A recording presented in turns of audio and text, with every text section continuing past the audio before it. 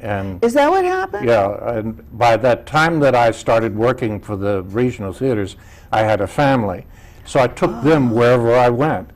And I wouldn't take a contract that was less than 9 months. Or I'd take a 3-month for the summer.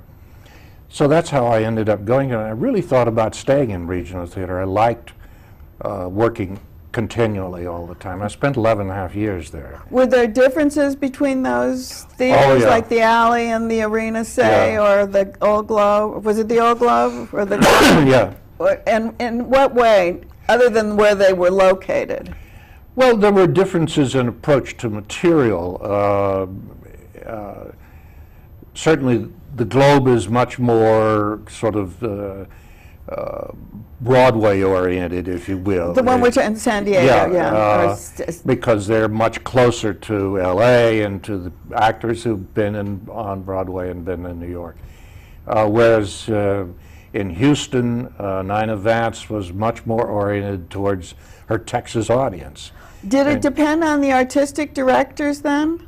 It must have in a way. Sure, because they're the ones who choose the plays, right. And they're the ones who have a sense of who their audience is and what they will go for, and you know, they had to both do plays that they felt good about, but they also had to do plays that would make money. For their audience, yeah. Well, you said you spent 11 years doing that kind of work, and then in 1973 you moved to California. Is that when you got into film work and TV? Yes. So you had your family here. Yes. And they were all in show business. Yeah. Eventually, yes. Right? Yes. Well, my wife had been all along. She and I met in a theater company, but my daughter, when she was about 5 years old, demanded to be allowed to do it. And we said, oh, you don't want to do that. And she, yes, I want to do it. I said, okay, you can go try it, but if we have any tears about not getting it, or that's something you wanted and it was disappointing and all that, it's over with. You had to prime her that way. So it's either just you go, and if you enjoy it and you want to do it, you get some work, that's fine. And she was successful from the very first go. And she's successful, Melora, now, even till today. I mean, now she's really in her prime. Yes. Yes. Writing, directing, acting, doing it all. But talking about directing, you were with some wonderful directors, Sidney Pollack. Yes. And Schlesinger. And I worked with Warren Beatty. Yes. Who's the most extraordinary experience. When Warren hired us, he said, now I do multiple takes. He said, I hired you because I think you could do the work. But he said, please be patient with me. I like to have enough takes that I feel really secure that we have what we need. And so everybody said, sure, oh, that's fine. Well, it turns out that his idea of multiple takes were really multiple takes. And after about the 10th take, you say, oh my goodness, what do I need to do to make this work? And everybody had problems with it. Is that right? You thought, oh, it gives me a chance to do this and do that. And during the time that I was there, the record was 89 takes. Oh, is that right? Yeah. Well, when you worked with Robert Redford also? Yes. And he didn't do that, did he? No. Milagro Beanfield wore it. And Richard Benjamin? Yes. And that was very much do the shot, let's get on with it, and so on. Well, talking about also doing the shot, getting on, in between you must have been doing your artwork. Because you sculpt in what kind of? I sculpt bone.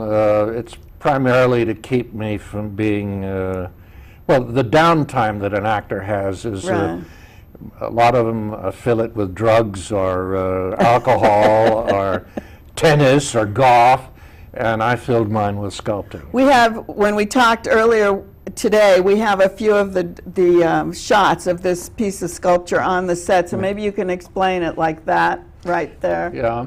Well, that's a piece I call the Hound of Hell. That's made from a horse's skull, and it's a piece that I first made many years ago. Actually, Melora has one version of that, and then now you can see that it's from a horse's skull, you see. How is it? It's like one big piece, and then what do? Carve it? I carve it. I also add pieces where it's necessary. You glue? I use acrylics, and actually use dental acrylics, you know, the ones that they make temporary teeth with. And I'm going to just hold this because this shows. Okay. Yes, that's a piece. If you turn it the other way around, that's a piece that's about 4.5 feet high. And that belongs to an art dealer here who's sort of taken me under his elbow. Let's do. This is pretty that's big. Yeah, that's a rear view of an Icarus piece. That piece has a wingspan of about 7 or 8 feet. Where do you find the bone? All over. I actually took a trip to Alaska, and I bought whalebone in Alaska. And I have an art dealer in New York, a place called the Maxilla and the Mandible, that sells bone. Is that right? And I got elephant bone from him many years ago, and I use that off and on. And what do you use to carve? Anything that'll carve. I use power tools. I have sculptors, rifflers. I have dental tools that I've reshaped. You have all of that. Well, we're so glad you came today and shared your life with us. Well, thank you. I enjoyed it. Thank you. And thank you for watching the Joan Quinn Profiles. Keep writing to 777 South Figueroa, 44th floor, Los Angeles 90017. Bye.